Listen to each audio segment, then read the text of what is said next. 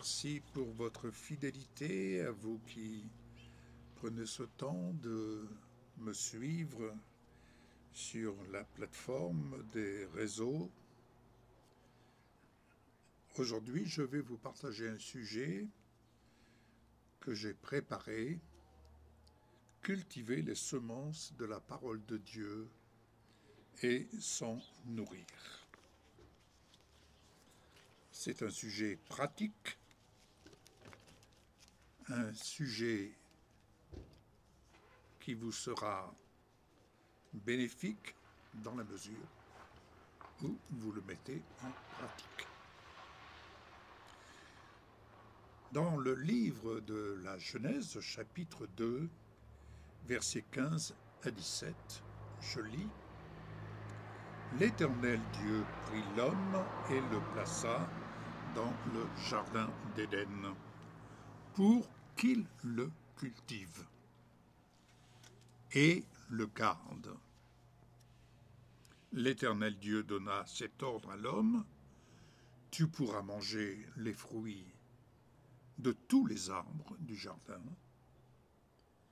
mais tu ne mangeras pas le fruit de l'arbre de la connaissance du bien et du mal, car le jour où tu en mangeras, tu mourras, c'est certain. » Donc, autrement dit, l'homme avait tout le loisir de cultiver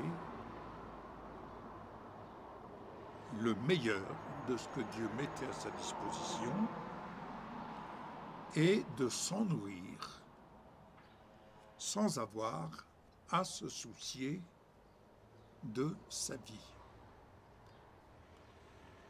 Autrement dit, ce qu'il avait à cultiver était l'excellence. Il n'avait pas à craindre de savoir si il serait malade en mangeant tel fruit, tel légume, les effets secondaires, comme on dit quelquefois. Non, rien de tout cela,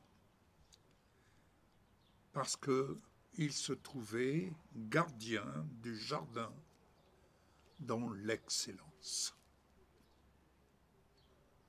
Toutefois, devait-il se garder de toucher, de manger, de se nourrir de l'arbre de la connaissance du bien et du mal.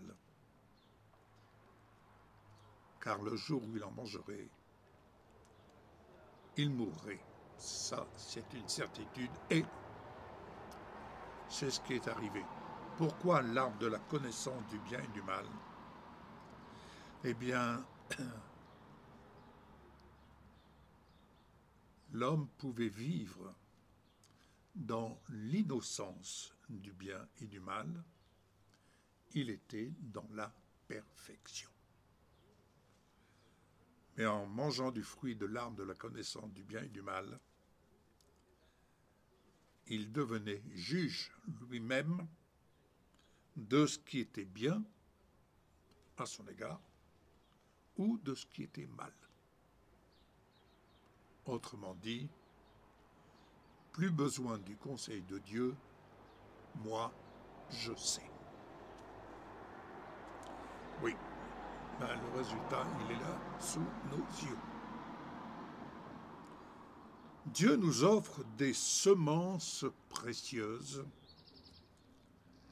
des promesses, des bénédictions qu'il nous incombe aujourd'hui de cultiver avec amour et foi dans l'œuvre de Jésus-Christ, accomplie à la croix. Dans le jardin d'Éden, l'homme reçut la mission noble de veiller sur la création divine, de la nourrir et de la protéger. De même, dans nos cœurs, nous sommes appelés à cultiver les semences bienveillantes de la parole de Dieu qui, par voie de conséquence, devient notre pain quotidien. Mais la question se pose, que cultivons-nous dans notre cœur? Est-ce que nous cultivons les semences de ce monde, les rumeurs, les critiques, ces semences où l'homme juge lui-même ce qui est bon ou ce qui est mauvais? Est-ce que c'est à cela que nous passons notre temps, à cultiver, à nous nourrir?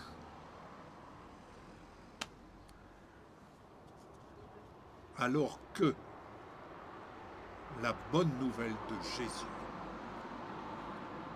c'est la capacité qui nous est donnée, la grâce qui nous est manifestée de cultiver les bonnes semences. Les semences qui sont des graines de foi, d'amour, de miséricorde et de vérité. Où laissons-nous, le cas échéant, les mauvaises herbes de la peur, du doute, de l'amertume, prendre racine?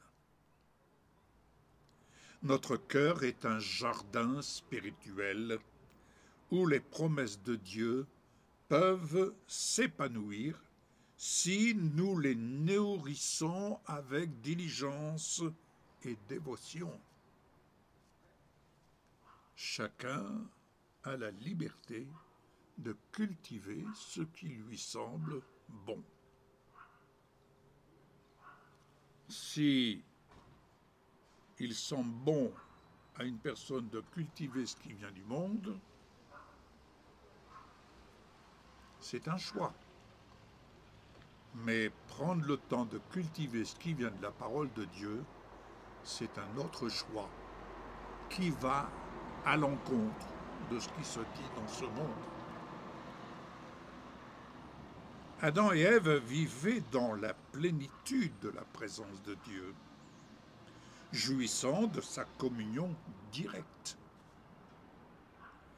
et de sa directive divine. Leur existence était un témoignage de la perfection de la création où l'harmonie et la paix régnaient.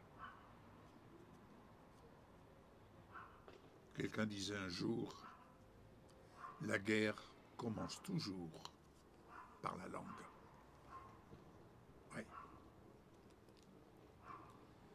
Il n'était pas nécessaire pour eux de programmer des horaires de prière ou d'organiser des cultes, car chaque instant de leur vie était une prière vivante, une célébration de l'harmonie avec Dieu, leur Créateur. Oui. Et c'est à cela qu'en Jésus-Christ, nous sommes appelés à vivre, à retrouver en lui le repos. Adam et Ève étaient dans le repos de Dieu et ils ne pouvaient que louer, que faire monter des actions de grâce. Et ils étaient dans une connexion 100%. Et vivre dans le repos de Dieu en Jésus-Christ, c'est retrouver, oui, c'est retrouver, je vais le dire, le 100% avec le Père. Il y avait un dialogue direct pour eux et constant avec le Créateur, partageant leurs pensées, leurs émotions et recevant de lui la sagesse et la direction. De même, aujourd'hui, en Jésus, c'est ce que nous sommes en capacité de retrouver. Mais il faut bien comprendre, on ne peut pas être un pied dans le monde et un pied avec le Seigneur. Il faut choisir. On ne peut pas marcher à cloche-pied. Un jour comme ça, le lendemain comme ça. L'engagement avec le Seigneur, c'est l'engagement à le suivre de manière à ne pas se laisser submerger par l'obscurantisme. Ils étaient constamment dans la présence de Dieu, respirant l'air pur de sa sainteté, marchant dans la lumière de sa sagesse infinie. Alléluia. Cette proximité divine se manifestait dans chaque battement de leur cœur.